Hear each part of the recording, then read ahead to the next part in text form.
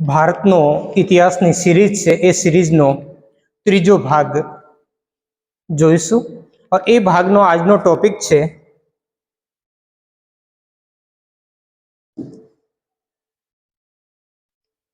પ્રાચીન ભારતમાં ઇતિહાસ લેખનની પરંપરા। તો ઘણી બધી વખત આપણે મનમાં પ્રશ્નો થતા હોય છે કે ઇતિહાસ લેખનની પરંપરા શું હોય છે, તો એના વિશે આપણે થોડો વિસ્તારથી જાણીશું કે પ્રાચીન ભારતમાં ઇતિહાસ લેખનની પરંપરા કેવી હતી। કેમ કે અત્યાર સુધી આપણે જે પણ ભણ્યો છે એ કોના વિચારથી ભણેલો છે? પાશ્ચાત્ય વિચારકોથી, જે આપણે દેશના હતા નથી। પાશ્ચાત્ય એટલે મતલબ યુરોપના, અમેરિકાના, એવા જે દેશો છે એ દેશોના વિદ્વાનો લખેલો છે કે પ્રાચીન ભારતમાં ઇતિહાસ લેખનની કોઈ પરંપરા નથી હતી। તો બંને પક્ષો આપણે જોઈશું, એના પક્ષમાં કોણ તર્ક આપે છે, વિપક્ષમાં કોણ તર્ક આપે છે, છેલ્લે એમનો રિઝલ્ટ શું મળે છે, એ બધા ઉપર ડિસ્કસ કરીશું। કોમ્પિટિશન એક્ઝામ માટે તો એટલા જરૂરી છે જ, સાથે સાથે આપણામાં જે ઇતિહાસ પ્રત્યેનો દ્રષ્ટિકોણ વિકસિત કરવું હોય કે આપણામાં ગૌરવની ભાવના કેળવવી હોય તો એના માટે પણ એ મહત્વની વસ્તુ છે। તો એના વિશે આપણે ચોથી પહેલા એક વિદ્વાન છે પાશ્ચાત્ય, જેનું નામ શું છે? લોએસ ડિકિન્સન। એ શું કહે છે? એ કહે છે કે હિન્દુ ઇતિહાસકાર નથી હતા। આપણે જોઈએ છે ને, આપણો આખો ભારતનો જે ઇતિહાસ છે, આમાં જેમ્સ મિલ જેવા તો ધાર્મિક આધાર ઉપર ભારતનો ઇતિહાસનો વિભાજન કરેલો છે। શેના આધારે? ધાર્મિક આધારે। પ્રાચીન કાળને તો એ હિન્દુ ઇતિહાસ કહે છે, મધ્યકાળને મુસ્લિમ ઇતિહાસ કહે છે, જ્યારે અર્વાચીન કાળને શું કહે છે? ખ્રિસ્તી ઇતિહાસ કહે છે। તો એવી વિચારધારા વાળા વ્યક્તિઓ અહીંયા શું નામ આપેલો છે કે આ હિન્દુ ઇતિહાસકાર। હિન્દુ લોકો છે ને ઇતિહાસકાર હતા જ નથી, કેમ કે એ લોકો જે ઇતિહાસની વ્યાખ્યા કરે છે અને એ વ્યાખ્યામાં જેના ઉપર ભાર મૂકે છે? તિથિક્રમ ઉપર, હે ને? એટલે તારીખો હોવી જોઈએ સમય પ્રમાણે, જેને સમય કહીએ છીએ, સમય જેને કાળ કર્મ અનુસાર કહીએ છીએ, એ વર્ણન છે એ પ્રમાણે પ્રાચીન ભારતમાં કોઈ ઐતિહાસિક કૃતિઓ હતી નથી। બીજું અલ-બ્રુની, જે મુસ્લિમ છે, મધ્યકાળના સમયમાં ભારતમાં આવેલો, પૂર્વ મધ્યકાળમાં। તો અલ-બ્રુની શું કહે છે કે હિન્દુ લોક ઘટનાઓના ઐતિહાસિક ક્રમ, કેવું ક્રમ છે? ઐતિહાસિક ક્રમ। ઐતિહાસિક ક્રમમાં ઘટનાઓ સિક્વેન્સમાં હોય છે, કઈ ઘટના પહેલા ઘટી, કઈ પછી ઘટી, એ રીતે સિક્વેન્સમાં, કે ઐતિહાસિક ક્રમ ઉપર બહુ ધ્યાન નથી આપતા। અને એ ઘટનાઓ શું કરે છે? ઘટનાઓને આડી અવળી, આપણો ઇતિહાસનો હેતુ શું હતો કે ધર્મ સાથે જોડાયેલો, અને સાથે લોકોને શું આપવું હતું? શિક્ષા આપવી હતી। શું આપવી હતી? શીખ આપવી। ગુજરાતીમાં શિક્ષાનો તો સજા થઈ જાય છે, શીખ આપવી હતી। શું આપવી હતી? શીખ કહીએ કે શિક્ષણ આપવાનો માધ્યમ હતો। એટલે એને જે ઇતિહાસની ઘટનાઓને કોના સાથે જોડી દીધી? ધર્મ સાથે જોડી દીધી। એનો કોઈ સ્વતંત્ર અસ્તિત્વ હતો નથી।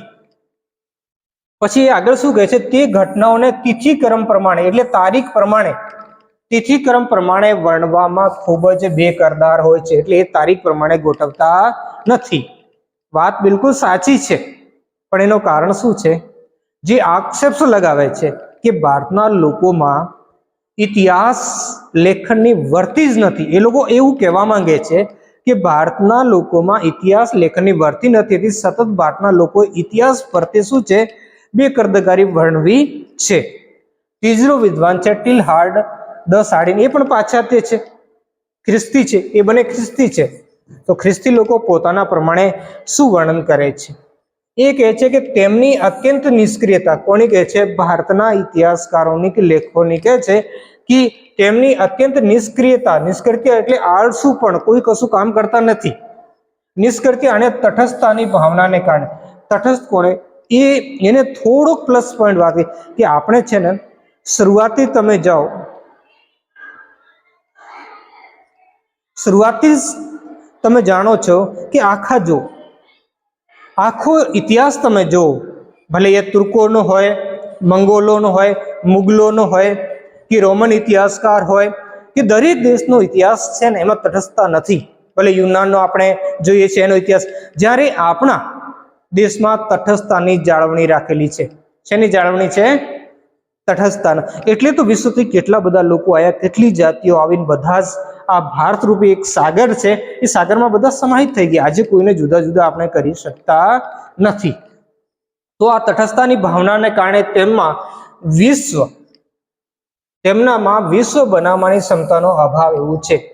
એવી ભાવના તેમનામાં વિશ્વ બનાવવાની ક્ષમતાનો અભાવ જોવા મળે છે. એટલે જે રીતે પાશ્ચાત્ય ઇતિહાસ લખાયો છે, જે તિથિક્રમ પ્રમાણે હોય કે ઘટનાનું એકદમ જુદી રીતે ઐતિહાસિક વર્ણન હોય, જેમાં ધાર્મિક બાબતો ના હોય, એવું વિશુદ્ધ ઇતિહાસ આપણામાં જોવા મળતો નથી. એવું કે છે એમનો એવી ક્ષમતા છે ને એનો અભાવ જોવા મળે છે. પછી ભારતના ઇતિહાસકાર છે ડોક્ટર હીરાનંદ શાસ્ત્રી. એ શું કહે છે? એ કહે છે કે તેઓ વર્તમાન ભૌતિક જીવન કરતા આવનાર જીવન એટલે ભવિષ્ય, આવનાર એટલે મૃત્યુ પછીની વાત. આપણે બે જીવનની વાત કરીએ છીએ, એક તો લૌકિક જીવન જે આજે આપણે જીવીએ છીએ બધા લોકો, અને એક પારલૌકિક જીવન જે મૃત્યુ પછીની યાત્રા છે એની વાત કરે છે. તો આ કહે છે કે ભૌતિક જીવન એટલે આ જે સાંસારિક જીવન છે એના કરતા આવનાર જીવન એટલે પારલૌકિક જીવનમાં વધુ રસ ધરાવતા હતા. અને તેમના માટે દર્શ્યમાન જીવન એટલે જે કશું દેખાય છે એને આપણે શું ગણીએ છીએ?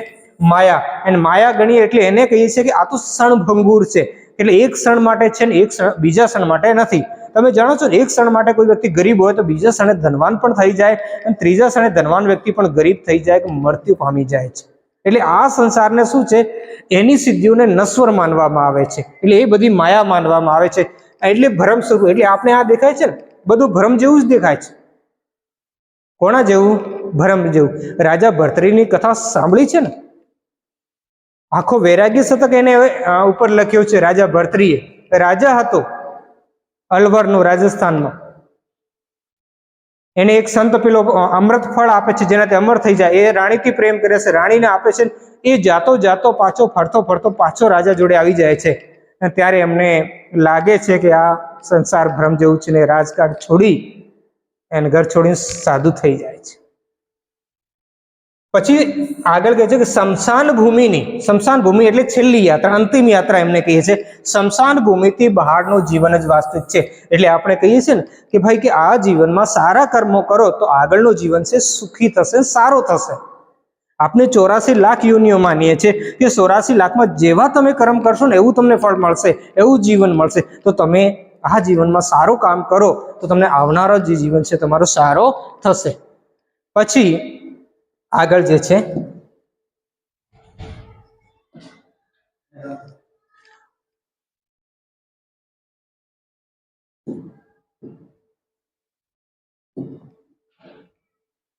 નેક્સ્ટ જે છે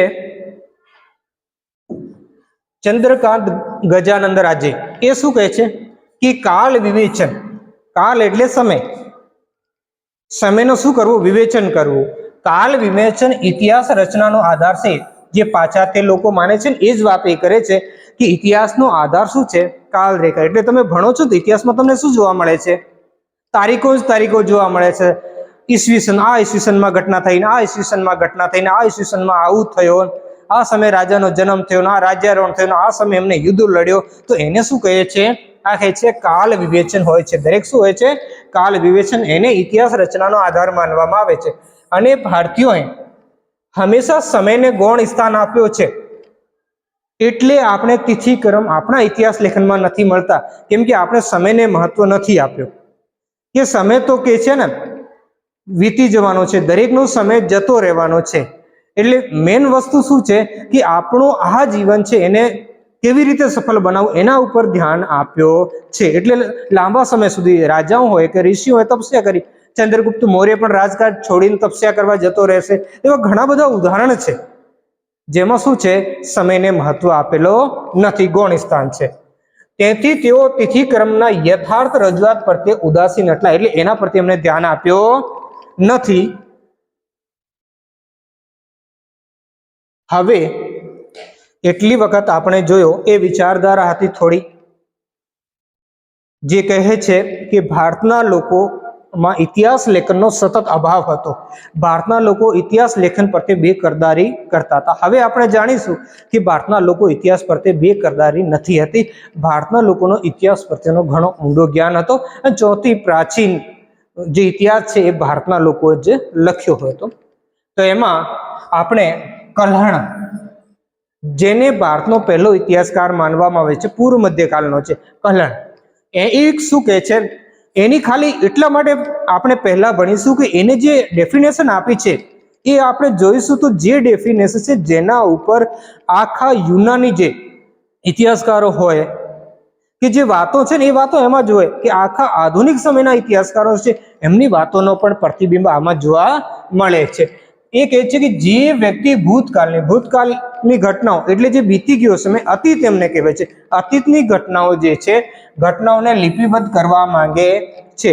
જે રીતે E.S. કાર્ક કહેતો હતો કે ઇતિહાસ શું છે, અતીત અને વર્તમાન વચ્ચેનો સતત સંવાદ છે.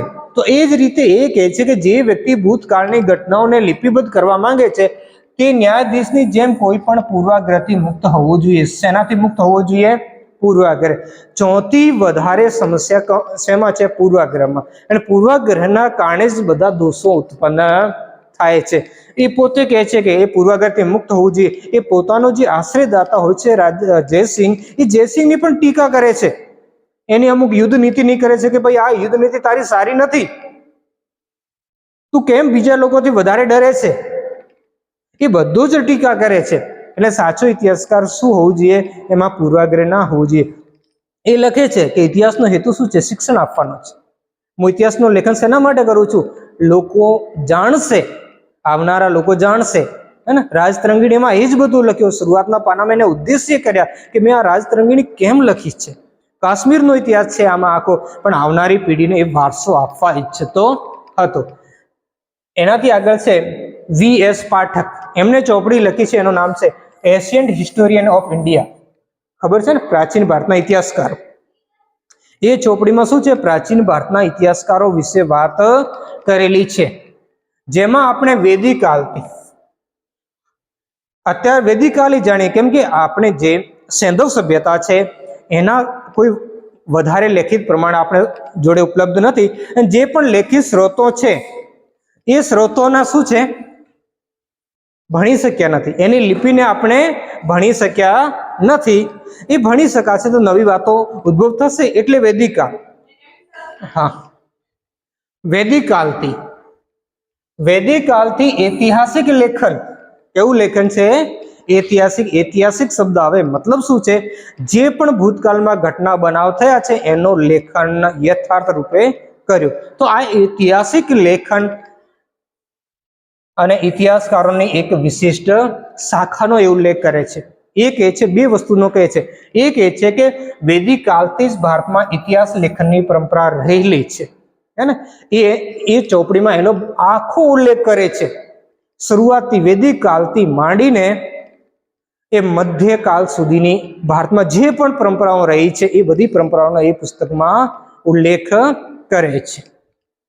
પછી એ કહે છે બધાથી જુદી વસ્તુ એ કે છે, એ શું કહે છે કે ભારતમાં છે ને ઇતિહાસકારોની એક વિશિષ્ટ શાખા હતી. જે રીતે આપણે યુનાનમાં જોઈએ છે ને ઇતિહાસકારોની શાખા, રોમમાં જોઈએ છે, તો એ જ રીતે એ કહે છે કે ભારતમાં પણ ઇતિહાસકારોની એક શાખા હતી.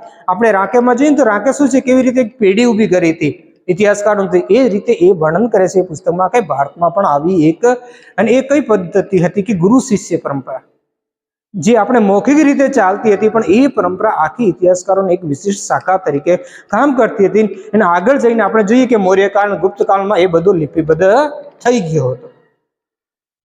પછી એ પાશ્ચાત્ય વિદ્વાન છે A.K. વાર્ડર, એને પુસ્તક લખી છે એન ઇન્ટ્રોડક્શન ટુ ઇન્ડિયન હિસ્ટોરિયોગ્રાફી. તમે કહેશો તો એ બંને પુસ્તકો તમને મોકલી આપીશું. આ પુસ્તક હિન્દીમાં છે, V.S. પાઠકની અંગ્રેજીમાં છે. હે, ઓપન સોર્સ છે, તમે વાંચી શકો છો. એ પુસ્તકમાં એ લખે છે કે વૈદિક કાળથી મધ્યયુગ, આમ તો આપણે આગળ કયા યુગો છે એ નેક્સ્ટ વિડીયોમાં આપણે વાત કરીશું, પણ વૈદિક કાળ થઈ ક્યાં છે? મધ્યયુગ. એટલે જ્યાં સુધી મુસ્લિમ લોકો ભારતમાં આવ્યા ને, રાજની શરૂઆત કરી, એમને મધ્યકાળ કહેવાય છે. એ સમયનો સુધીની ઐતિહાસિક કૃતિઓની એમાં એ ચર્ચા કરે છે. હે ને? ऋग्वेदથી માંડીને કલણની હોય કે પૃથ્વીરાજ રાજસોની હોય વાત, એ બધી કૃતિઓ એમાં સમાવેશ થાય છે.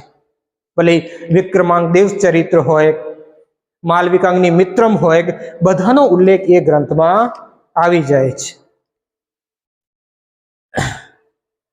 પછી નેક્સ્ટ આપણે જોઈશું.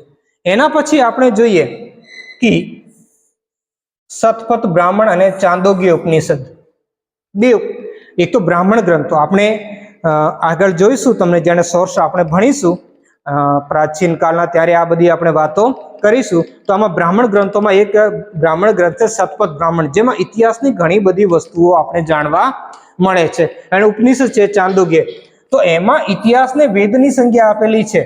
ઇતિહાસને કોની સંજ્ઞા આપેલી છે? વેદની. વેદનો મતલબ શું થાય છે? અરે વેદનો મતલબ થાય છે જ્ઞાન. જે જ્ઞાન આપતો શાસ્ત્ર છે એમને વેદ કહીએ છે. એટલે ઇતિહાસને પણ વેદ કહે છે, કેમ કે ઇતિહાસ જ્ઞાન આપે છે. આપણને શું આપે છે? ઇતિહાસ જ્ઞાન આપે છે. પછી આપણે કૌટિલ્યની વાત ભણીએ. કૌટિલ્ય ઇતિહાસને શું કહે છે અને શું મહત્વ આપે છે? એને પોતાની પુસ્તક લખી છે અર્થશાસ્ત્ર. એમાં એ લખે છે કે રાજા ઇતિહાસ શ્રવણને રાજાની દિનચર્યાની એક આવશ્યક ક્રિયા બતાવે છે. એ કહે છે કે દરેક સારો રાજા એ હોય જેને ઇતિહાસ સાંભળવું જોઈએ. એ રાજાના દિવસના કાર્યોને જુદા ભાગમાં ગણે છે. એટલે બપોર સુધીનો સમય કહે છે કે રાજાને શું છે, પોતાની લશ્કરને ટ્રેનિંગ બીજી આપવી, એ જોવું જોઈએ. અને બપોર પછી રાજાને ઇતિહાસ સાંભળવું જોઈએ. શું સાંભળવું જોઈએ? ઇતિહાસ સાંભળવું જોઈએ.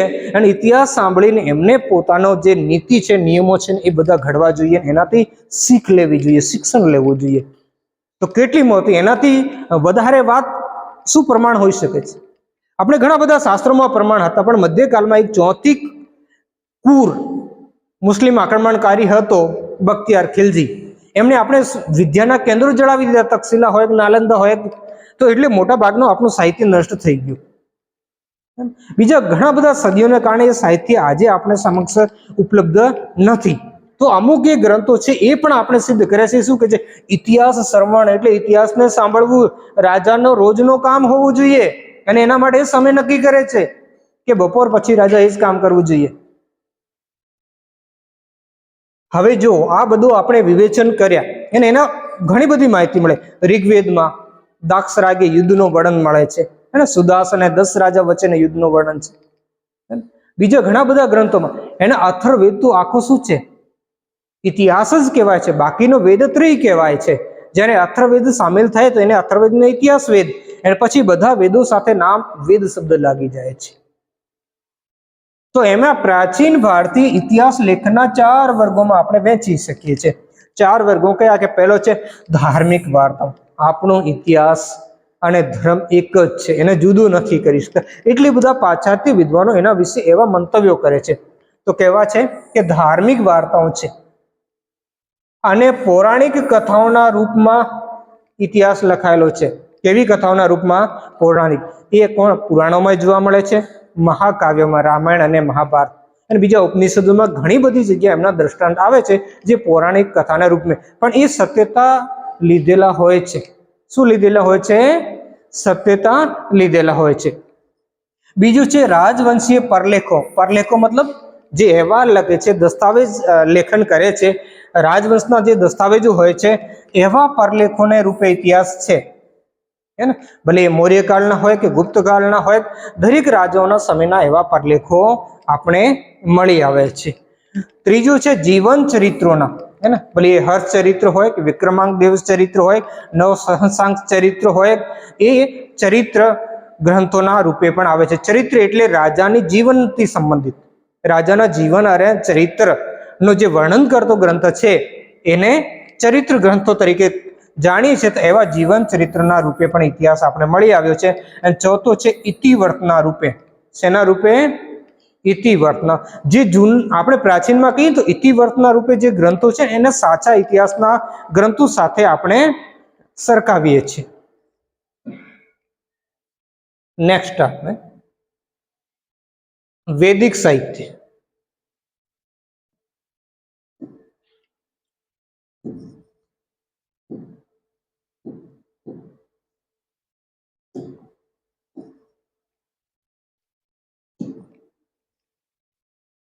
વૈદિક સાહિત્યમાં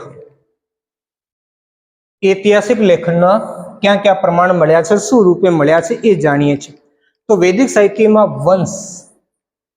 વંશ તો ખબર છે ને, એમાં કોના વંશોનું વર્ણન મળેલું છે?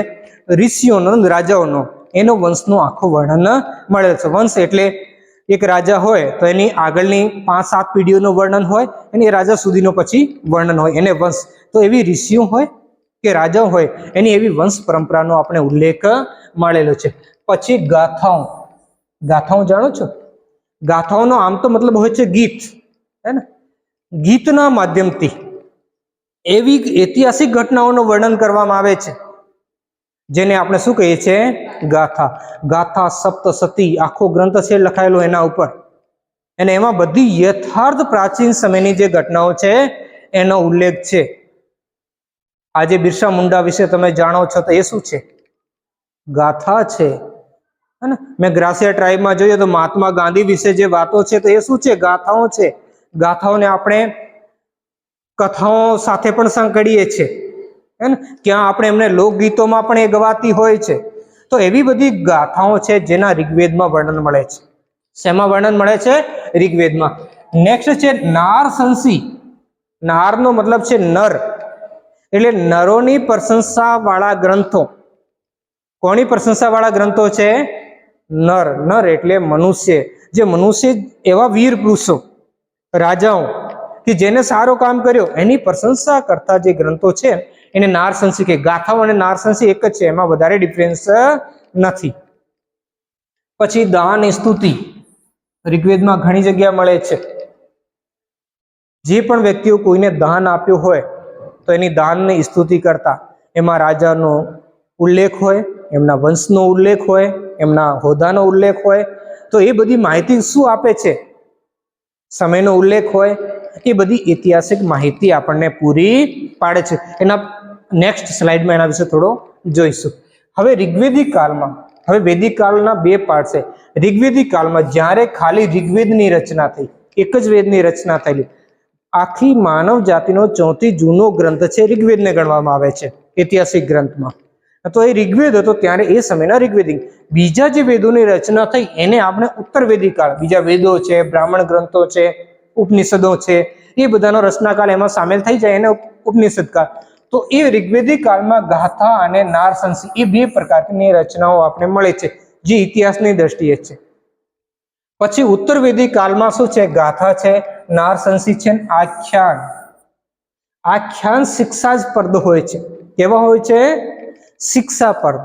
કોઈના જીવનથી આપણે કશું શિક્ષા મેળવીએ એના આધારે લખેલા હોય ને, એમાં ઐતિહાસિક વર્ણન હોય છે.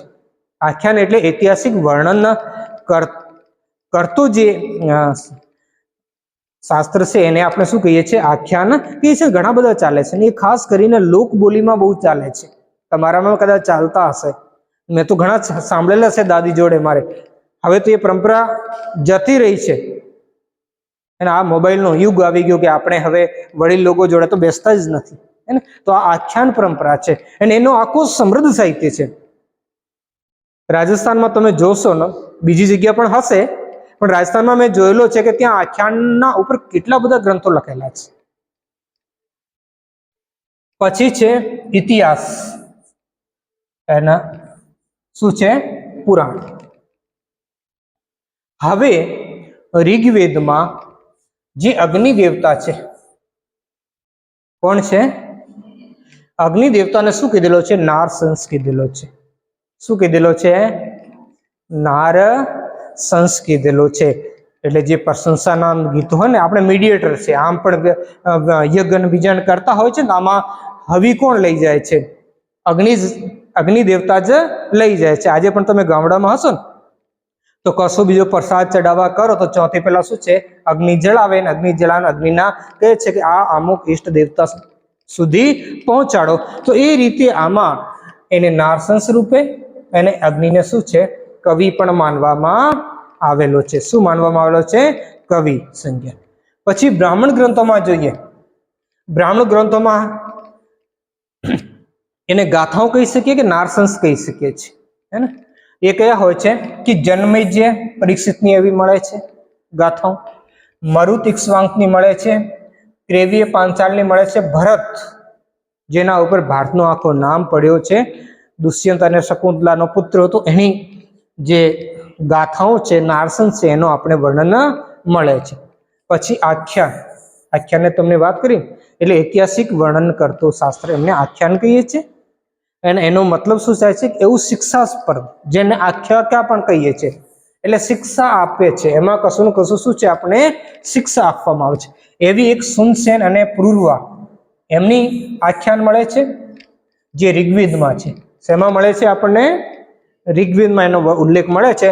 અને પછી શતપથ બ્રાહ્મણમાં એક દેવાસુરમ એટલે દેવતા, અસુર એટલે રાક્ષસો વચ્ચે જે યુદ્ધો થયા છે ને એના યુદ્ધોનું વર્ણન મળે છે. પછી આખ્યાયિકા શબ્દનો ચોથી પહેલો પ્રયોગ જોવા મળે છે એ તૈત્તિરીય આરણ્યકમાં મળે છે. કયા આરણ્યકમાં જોવા મળે છે? તૈત્તિરીય આરણ્યકમાં. હવે પતંજલિ એમણે 3 આખ્યાયિકોનો ઉલ્લેખ કરેલો છે, જેમાં એક છે વાસવદત્તા, સુમાણોત્રા અને ભેમરથી. એ નામની 3 આખ્યાયિકાઓ છે, જેમાં આપણે ઇતિહાસની ઘણી બધી માહિતી આપણે જાણવા મળે છે. પછી જોઈએ ઇતિહાસ. તો ઇતિહાસનો ઉલ્લેખ ઋગ્વેદમાં નિરુક્ત પરંપરામાં આપણે જોવા મળે છે.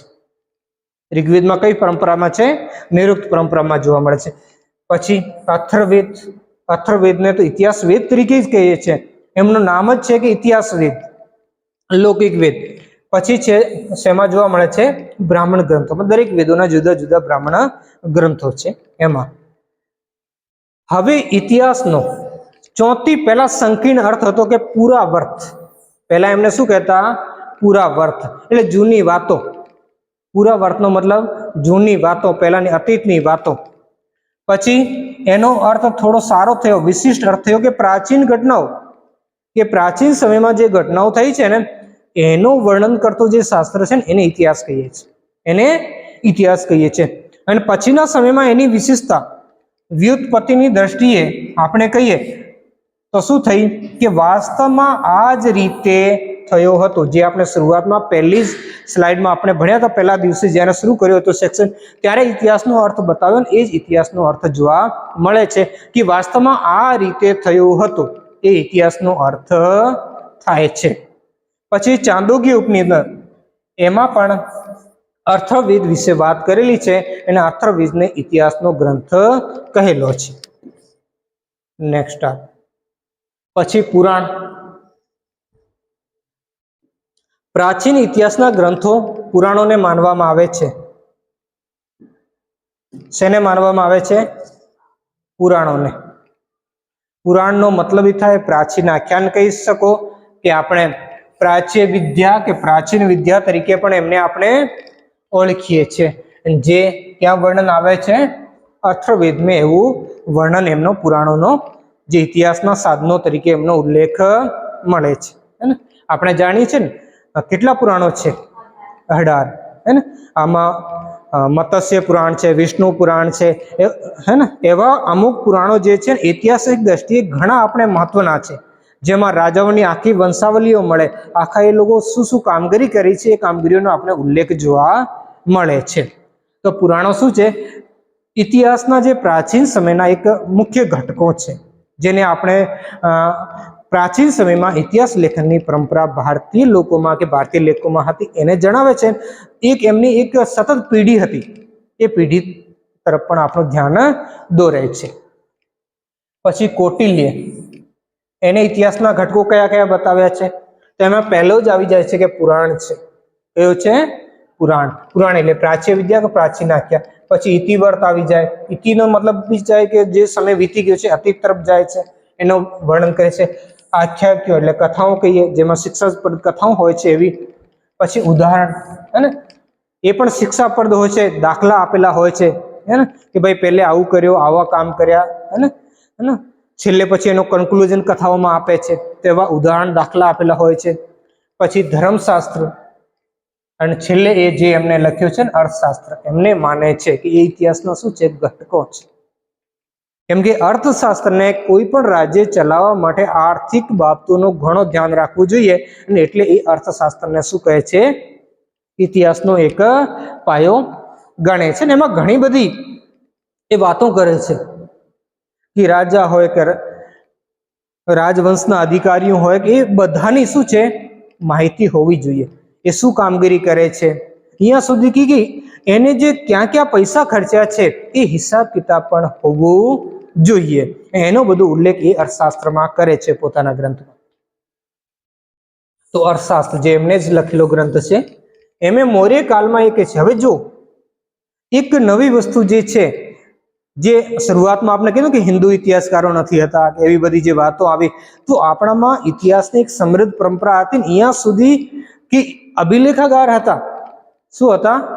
અભિલેખાગારની પદ્ધતિથી દસ્તાવેજોને સાચવીને રાખતા હતા.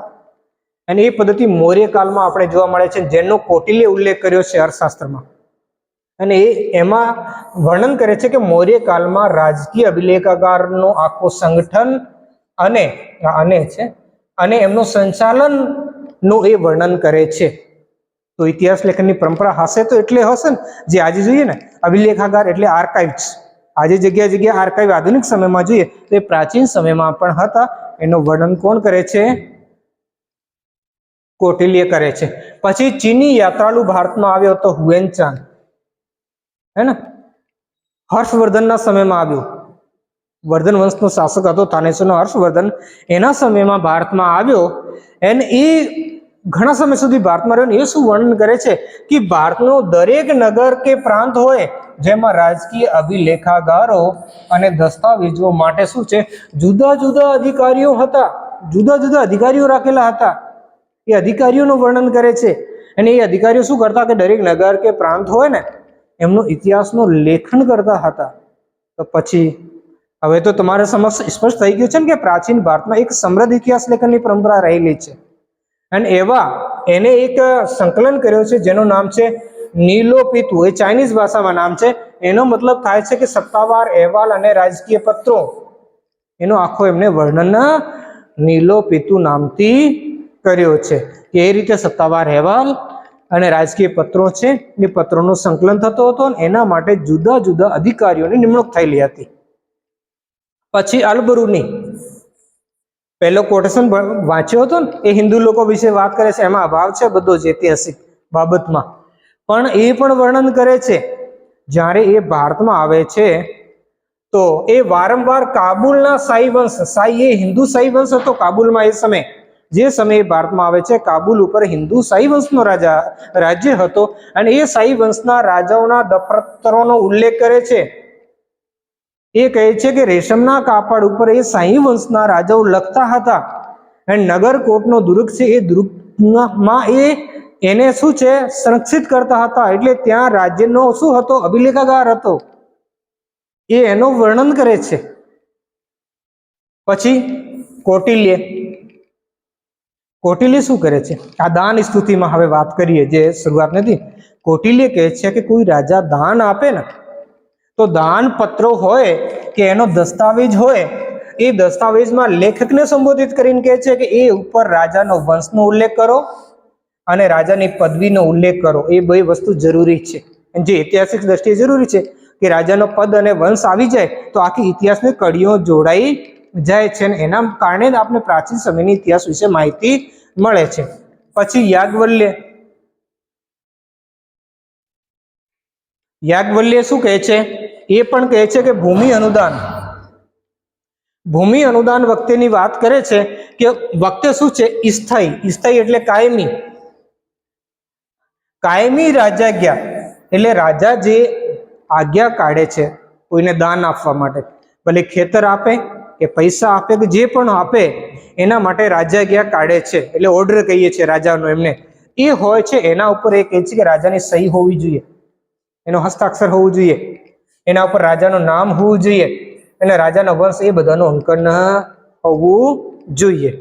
પછી બૃહસ્પતિ અને વ્યાસ એ પણ કહે છે કે ભૂમિ અનુદાન એટલે જે જમીન દાન આપતા હોય છે એ પત્રમાં રાજાની વંશાવલી આખી હોવી જોઈએ. વંશાવલી એટલે રાજા હોય ને, રાજાની પહેલા એટલે વંશમાં કોણ કોણ થઈ ગયું એ બધાની વંશાવલી હોવી જોઈએ. પછી આપણે જોઈએ કે એનો પ્રમાણ ક્યાં મળ્યો છે તો મૌર્ય સમયમાં અશોક, જે મૌર્ય વંશનો શાસક હતો અશોક, એનો યેરાગુંડી શિલાલેખ છે એ યેરાગોંડી શિલાલેખમાં એક અધિકારીનું નામ મળ્યો છે ને એ છે કર્ણિક. એનું કામ શું છે? લેખોનો સંગ્રહ કરવાનો, એટલે લેખન કરવાનો. રાજ્યની જે પણ ગતિવિધિઓ થતી હોય એનો શું કરવાનો હોય? લેખોનો સંગ્રહ કરવાનો. એ જ રીતે ગુપ્ત અભિલેખોમાં એક અધિકારીનું નામ મળ્યો છે અક્ષપટલાધિકર. એનો પણ કામ એ જ હતો કે લેખોનો સંગ્રહ કરવું. તો એ બધા પણ કહે છે કે પ્રાચીન સમયમાં ભારતમાં શું છે? ઇતિહાસ લેખનની પરંપરા હતી. હવે આપણે છેલ્લી સ્લાઇડ ઉપર આવી ગયા છે.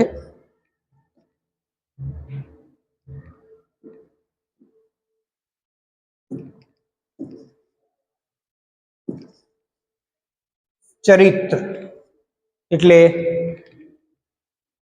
પૂર્વ મધ્યકાળની આપણે વાત કરીએ છીએ. એ સમયના ઘણા બધા ગ્રંથો. ચરિત્ર એટલે કોઈ પણ વ્યક્તિ હોય, રાજા હોય કે વીર પુરુષ હોય, એને જીવન અને એના ચરિત્રનો ચિત્રણ કરતો જે શાસ્ત્ર હોય, એની ઉપલબ્ધિઓનો ચિત્રણ કરતો જે શાસ્ત્ર હોય ને એને ચરિત્ર ગ્રંથો કહીએ છીએ.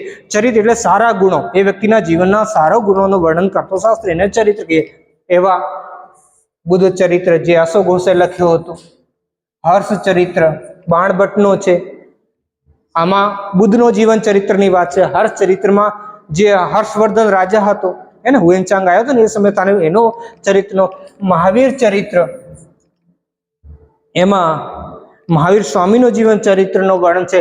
નવ સંસાંગ ચરિત્ર હે ને પદમગુપ્તનો જે છે, એને માલવાનો રાજા હતો સિંધુરાજ, નવ સંસાંગ, એમનો જીવન ચરિત્રનું વર્ણન કર્યો છે. બધામાં શું છે? ઐતિહાસિક ઘટના છે. વિલહણનો વિક્રમાંકદેવ ચરિત્ર, એ બધામાં શું છે?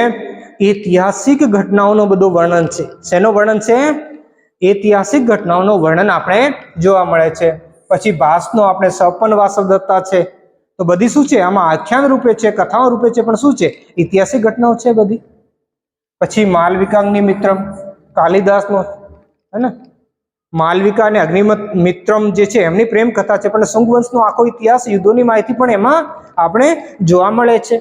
પછી કલણની રાજતરંગીણી છે, જેના વિશે આપણે વાત કરી ચૂક્યા છે. પછી એ બૌદ્ધ સાહિત્ય છે, મહાવસ્તુ, લલિત વિસ્તાર, શૌદ્રાનંદ મહાકાવ્ય છે. બૌદ્ધ અને જૈન સાહિત્યના પ્રાચીન ભારતના ઇતિહાસ લેખનમાં ઘણી મહત્વનો ફાળો છે.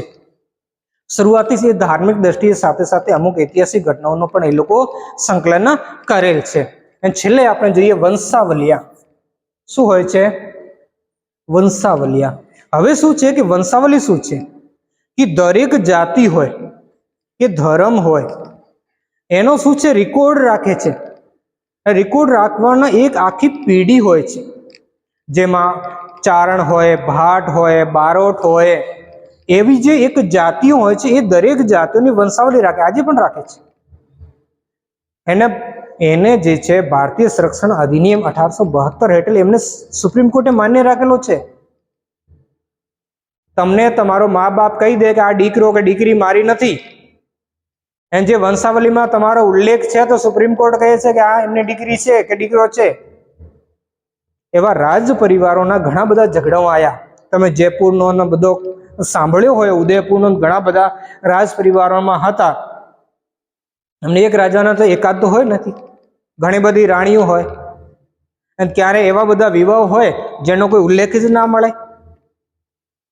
તો એના માટે એ વંશાવલીઓ ઘણી કામની નીવડી છે. એમાં શું છે?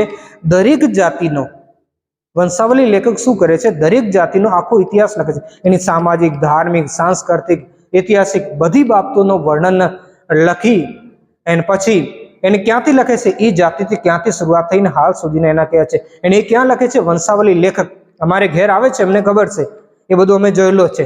તો એ આવે છે ઘરના બધા સભ્યો, જે એક ગામમાં આવી ગયો તો ગામના જે પણ એક જાતિનો અલગ અલગ હોય છે, દરેક જાતિના વહેંચેલા હોય છે. તો એ જે જાતિના લોકો એ ગામમાં જેટલા બધા રહે છે, બધાને ભેગા કરી દે, બધાના વડીલ લોકોની હાજરીમાં નામોનો લેખન કરે છે. એમ કોઈ વ્યક્તિ મૃત્યુ પામ્યો હતો એનો લખે છે કે ભાઈ આ વ્યક્તિ હવે મૃત્યુ પામ્યો છે, નવા જન્મ, એમના નામો એડ કરે છે. તો એવી સમૃદ્ધ પરંપરા હતી વંશાવલીઓની, જે આપણે ઇતિહાસને શું છે? વારસાગત તરીકે આપણે લેખન કરેલો છે. તો આજના વિડીયોમાં એટલો જ. ફરી મળીશું નેક્સ્ટ વીકમાં, લગભગ 24 તારીખે આપણે ફરી મળીશું. બધા હાજર રહેજો નેક્સ્ટ પાર્ટમાં. Thank you.